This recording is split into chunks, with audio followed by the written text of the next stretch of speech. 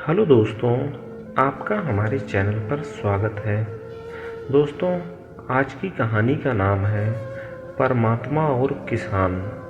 तो चलिए दोस्तों, कहानी को प्रारंभ करते हैं। एक बार एक किसान परमात्मा से बड़ा नाराज हो गया। कभी बाढ़ आ जाए, कभी सूखा पड़ जाए, कभी बहुत तेज धूप हो जाए, तो कभी ओले पड़ जाए। हर बार कुछ न कुछ कारण से उसकी फसल थोड़ी खराब हो जाती थी।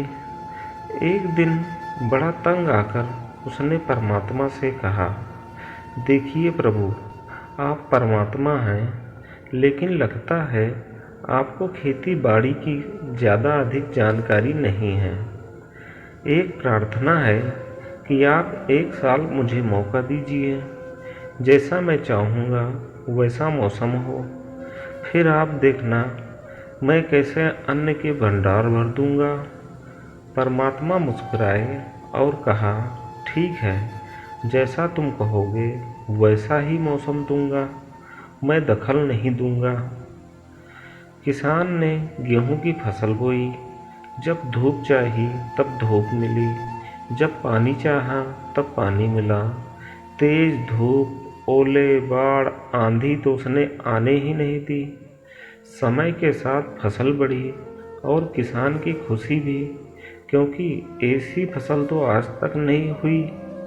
किसान ने मन ही मन सोचा, अब पता चलेगा परमात्मा को कि फसल कैसे करते हैं।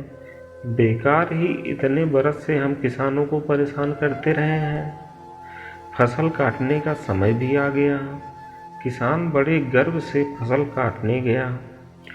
जैसे ही फसल काटने लगा, एकदम छाती से हाथ रखकर बैठ गया। गेहूं की एक भी बाली के अंदर गेहूं नहीं था। सारी बालियां अंदर से खाली थीं। बड़ा दुखी होकर उसने परमात्मा से कहा, हे प्रभु, यह क्या हुआ? परमात्मा बोले, ये तो होना ही था। तुमने पौधों को संघर्ष का जरा भी मौका नहीं दिया। न तेज धूप में उनको तपने दिया, न आंधी ओलों से जूझने दिया। उनको किसी प्रकार की चुनौती का एहसास जरा भी नहीं होने दिया। इसलिए सब पौधे खोखले रह गए। जब आंधी आती है, तेज बारिश होती है, ओले गिरते हैं, तब पौधा अपने बल से ही खड़ा रहता है। वो अपना अस्तित्व बचाने का संघर्ष करता है, और इसी संघर्ष में जो बल पैदा होता है वही उसे शक्ति देता है, ऊर्जा देता है, उसकी जीवता को उभारता है।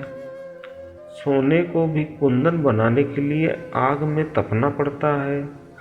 हथौड़े से पीटने, गलने जैसी चुनौतियों से गुजरना पड़ता है, तभी उसकी स्वर्णिम आभा उभरती है, उसे अनमोल बनाती है।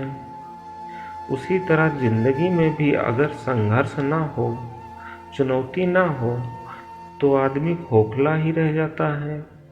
उसके अंदर कोई भी गुण नहीं आ सकते। ये चुनौतियाँ ही हैं जो आदमी रूपी तलवार को धार देती हैं, उसे सशक्त और प्रबल बनाती हैं।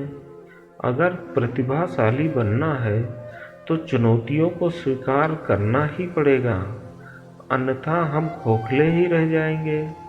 अगर जिंदगी में प्रखर बनना है, प्रतिभाशाली बनना है, तो संघर्ष और चुनौतियों का सामना तो करना ही पड़ेगा। दोस्तों, आपको ये हमारी कहानी कैसी लगी कमेंट करके ज़रूर बताएं। साथ ही साथ चैनल को सब्सक्राइब और लाइक भी करें।